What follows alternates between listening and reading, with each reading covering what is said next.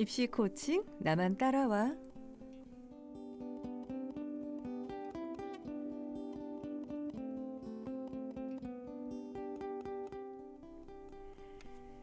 금요일 이 시간은 입시 코칭 나만 따라와로 꾸며드리고 있습니다. 오늘도 입시 컨설팅 전문가인 박용택 원장과 함께하겠습니다. 원장님 안녕하세요. 안녕하세요. 네. 박용택입니다. 벌써 7월이 시작됐는데 7월 잘 보내고 계신가요? 네, 좀 덥지만 학생들에게 유익한 내용을 찾기 위해 애쓰고 있습니다. 감사합니다. 오늘도 아주 알찬 내용으로 또 준비해 오셨는데 이 시간 함께하도록 하겠습니다.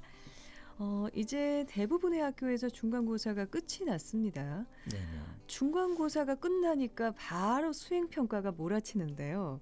사실 지난해까지만 해도 수행평가가 어느 정도 분산돼서 이루어졌는데 올해는 늦은 등교 수업으로 해서 짧은 시기에 모든 과목이 집중이 돼 있습니다. 그래서 오늘은 현재 중고등학교에서 한창 진행되고 있는 수행평가에 대해서 알아보겠습니다. 수행평가는 예전에는 숙제 혹은 노트 검사 정도로 여겼는데 지금은 어떤 의미가 있는 거죠? 네, 수행평가가 1999년에 등장했을 때는 숙제 정도의 비중으로 성실성이나 태도를 점수화했는데 오래전부터 있었네요. 네네. 네.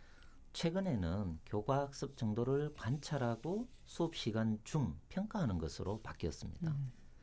수행평가의 결과가 교과 성적과 교과 세부 능력 및 특기사항에 기재되는 매우 중요한 역할을 하고 있습니다. 그러니까 수행평가가 과거보다 더 중요해진 거네요. 네. 그러다 보니까 우리 학생들이 굉장히 힘들어하고 있습니다. 그래서 이 시간을 통해서 하나하나 수행평가에 대해서 짚어보도록 하겠습니다. 먼저 교과 성적에는 어떻게 반영이 되는 거죠? 네. 중간고사, 기말고사, 수행평가를 일정 비율로 환산한 점수의 합이 과목의 한 학기 원점수라고 지난 시간에 말씀드린 바 있습니다. 네. 이때 수행평가의 반영 비율이 학교별로 차이는 있겠지만 대부분 40% 이상을 반영하고 있습니다.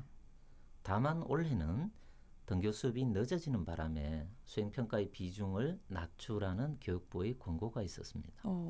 그냥 권고사항이니까 학교마다 받아들이는 정도는 다른 거 아닌가요? 네, 학교별로 그 반영 비율은 차이가 있겠지만 올해는 아마 교육부의 권고를 받아들여서 40% 이하로 반영할 걸로 알고 있습니다. 그렇군요. 수행평가의 반영 비율이 40% 정도면 꽤 높은 비중입니다. 네. 그렇다면 예를 들어서 한번 환산해 볼까요?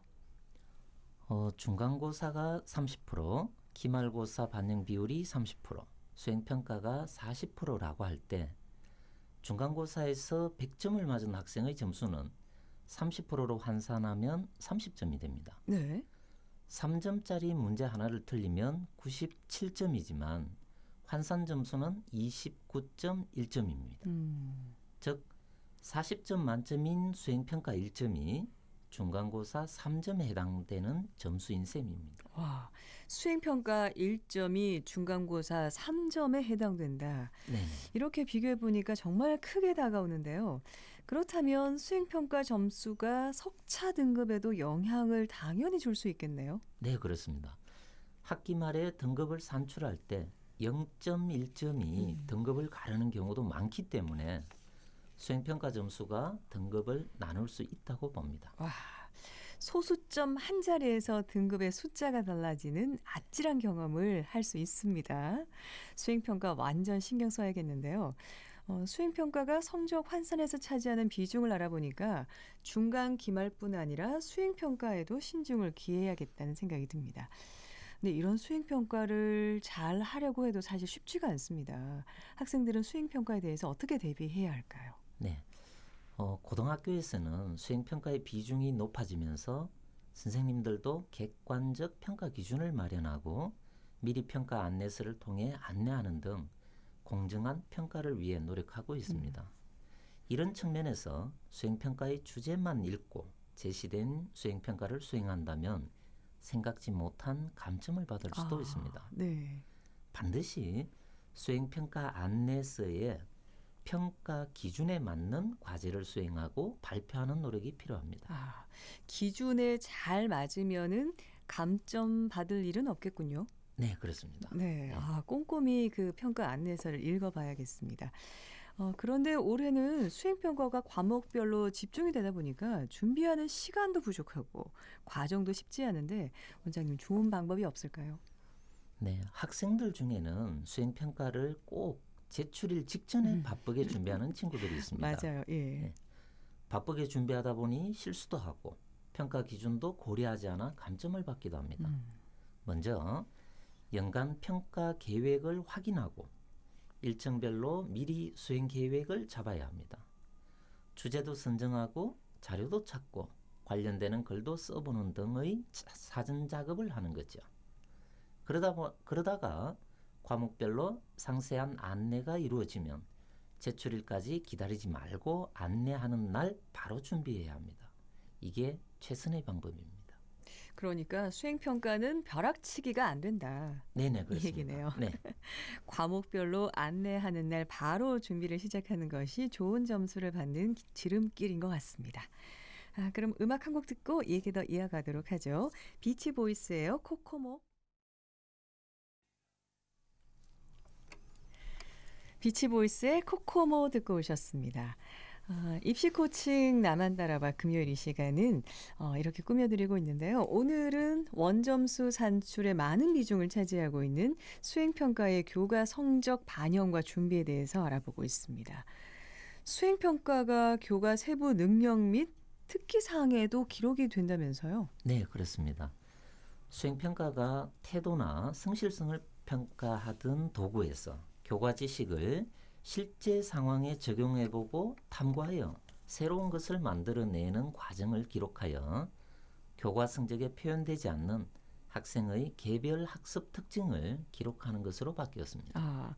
그러니까 성적만으로는 보여지지 않는 학생의 다양한 특징을 기록을 하는 건데 그렇다면은 수행평가가 점수뿐 아니라 세특에도 아주 중요한 의미를 가지는 거네요. 네, 대학에서 학생부 종합전형으로 학생을 평가할 때 교과 성적을 본 후 어떻게 공부하여 이런 성적을 받았는지 궁금해서 보는 것이 세특입니다. 그렇군요. 예. 네. 그 세특 속에 학생들이 어떤 수업 활동에 참여했고 어떤 활동을 하였는지 개별 특징이 잘 드러나게 서술해야 하는데 지금의 수행평가가 그 역할을 담당하고 있습니다. 그만큼 수행평가의 형식이나 방법이 달라졌고 학생들도 매우 능동적이 되었다는 것입니다. 그렇군요. 그런데 학교에서는 전체 학생을 대상으로 수행평가를 하게 되는데 그러다 보니까 비슷한 주제와 활동이어서 거기에 따른 세특도 비슷할 것 같습니다. 뭐 문제가 없을까요? 네, 비슷하게 세특에 기록이 됐을 때 약간의 문제가 있을 수는 있습니다. 예. 많은 학생들을 대상으로 하다 보니 동일한 주제, 활동이 겹치는 경우가 자주 있습니다. 그렇죠. 예.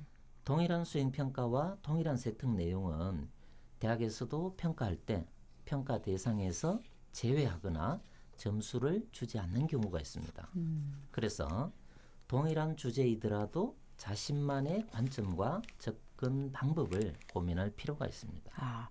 동일한 건 제외를 하는군요. 네네. 동일한 거는 의미가 없다 이런 얘기네요. 네, 모든 학생이 같이 했는 것이니까 그 학생만의 장점이나 능력이라고 보기는 어렵습니다. 그렇군요.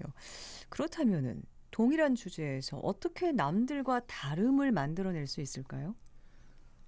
동일한 주제이더라도 비교하기, 실생활 적용 사례 찾기, 진로와 연계시키기 등으로 차별화할 수 있습니다.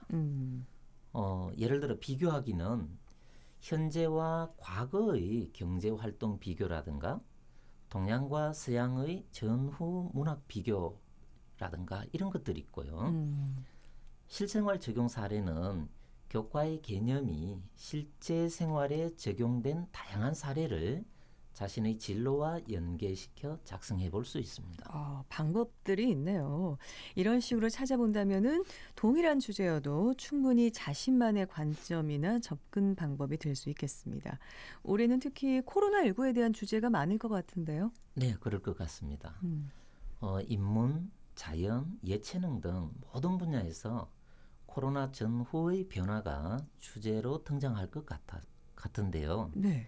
예를 들면 바이러스와 세균의 차이, 면역이란 감염병과 항생제 개발의 역사, 음.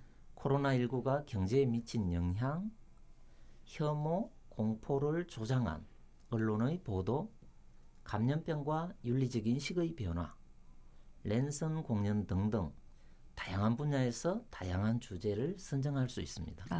랜선 공연은 문화예술 쪽의 컨텐츠가 되겠군요. 네, 그렇습니다. 예. 와, 방금 얘기하신 부분들은 바로 적용이 가능한 너무나 좋은 꿀팁을 주셨습니다.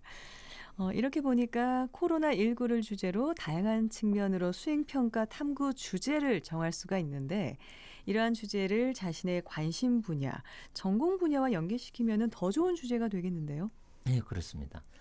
수행평가 주제를 정할 때는 먼저 교과의 개념을 적용하고 활용할 수 있는가를 고민하고 그 다음은 자신의 진로 관련 분야의 내용으로 연계시키면 좋은 주제가 되고 흥미를 가지고 탐구할 수 있게 됩니다. 네, 그렇군요. 오늘은 중간고사 후에 불어닥치고 있는 수행평가를 어떻게 잘할 것인지 좋은 방법들을 많이 알려주셨습니다. 아주 알찬 정보가 됐을 것 같고요. 꼭 기억해 두셨다가 높은 점수 받을 수 있는 수행평가로 이어졌으면 좋겠습니다. 오늘은 수행평가의 의미와 준비에 대해서 알아봤습니다. 오늘 방송된 내용은 너튜브에서 띠비보라를 검색하시면 해피드림 카테고리에서 확인하실 수가 있고요. 보이는 라디오로 이 코너는 계속 진행이 되니까 방송을 놓치셨더라도 다시 보실 수가 있습니다. 그럼 오늘은 여기까지 하고요. 다음 시간에 또 학생들의 학습에 도움이 되는 내용으로 뵙겠습니다. 원장님 감사합니다. 네, 감사합니다. 네, 한 곡 더 들을게요. 캐렌 애니에요. 스페니시 송버드.